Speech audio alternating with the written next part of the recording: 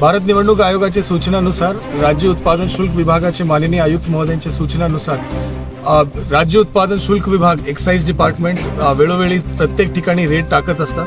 मागच्या कालावधीमध्ये 123 ठिकाणी असा रेट टाकून मोठ्या प्रमाणात बनावट दारू, अवैध हातभट्टीच्या दारू या सगळ्यावर मोठं कारवाई या एक्साइज डिपार्टमेंटच्या माध्यमातून विठ्ठल बुकनजी आणि त्यांची पूर्ण टीम मी चांगल्या प्रकारे पूर्ण जिल्हाभरात राबवलं होतं। या विषयामध्ये एक गोपनीय माहिती सूत्रांच्या माध्यमातून या ठिकाणी त्याला प्राप्त होता। या रेट टाकताना काल रात्री सुमारे 2:30 वाजता त्यांनी या ठिकाणी MIDC मध्ये रेट टाकला। या ठिकाणी रेट टाकताना त्याला एंट्री मिळाला नाही, तर त्याच्यासाठी अगदी त्यांना दार तोडून आतमध्ये घुसावं लागलं। त्याच्यामध्ये एक कर्मचारीला किरकोळ जखमी पण त्या कर्मचारी झालेला आहे। या रेट टाकताना आपल्याला एक परिपूर्ण फॅक्टरी बनावट दारूच्या या ठिकाणी मिळाला। बनावट दारू म्हणजे नॉन एक्साइड पेड दारू आहे आणि या दारूला कुठलेही लायसन्स नाही। याच्यामध्ये बनावट लेबल होता, त्याच्यामध्ये ते म्हणजे देसी दारूची एक ब्रँड तयार करत होते।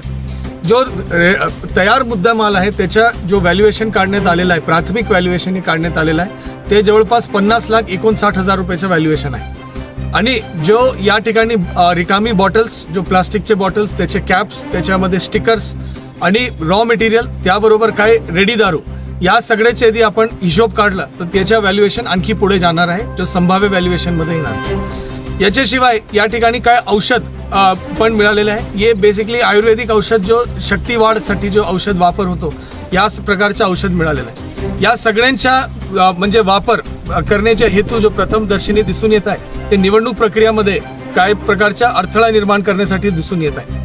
निवडणुकी प्रक्रिया ज्यावेळी सुरू झाली जळगाव जिल्ह्यामध्ये, या फॅक्टरी आपल्या माहितीनुसार ये फक्त 15 से 20 दिवस या कालावधीपर्यंत ये फॅक्टरी सुरू होता।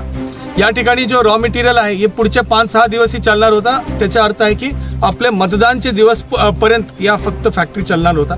म्हणजे थोडक्यात प्रथमदर्शनी असं दिसून येत आहे, याची अजून चौकशी होईल, परंतु प्रथमदर्शनी दिसून येत आहे की निवडणुकीच्या हेतूमध्ये या पूर्ण फॅक्टरी चालवण्याचा प्रयत्न या ठिकाणी करण्यात आलेला आहे। मी या ठिकाणी जो आपले राज्य उत्पादन शुल्क विभागाचे अधिकारी ज्यांनी व्यवस्थित प्लॅनिंग करून, सर्वेलन्स करून याच्यावर लक्ष ठेवून आणि योग्य वेळेमध्ये त्यांनी या ठिकाणी रेड टाकला। त्याच्यामध्ये जो काही कामगार या ठिकाणी सापडलेले आहे ते धुळे जिल्हा, जळगावचे काही भाग आणि अगदी पुणे जिल्हापर्यंतचे काही कामगार या ठिकाणी आपल्याला त्यांना अटक करण्यात आलेली आहे।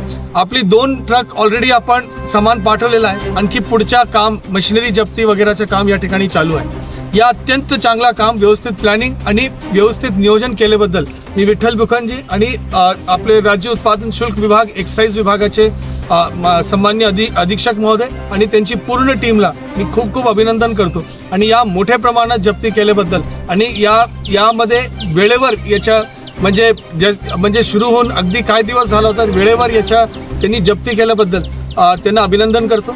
यापासून बाहेर पडलेले जो काय माल असेल त्याला लवकरात लवकर आणखी जप्ती दुकानामधून होणार पाहिजे।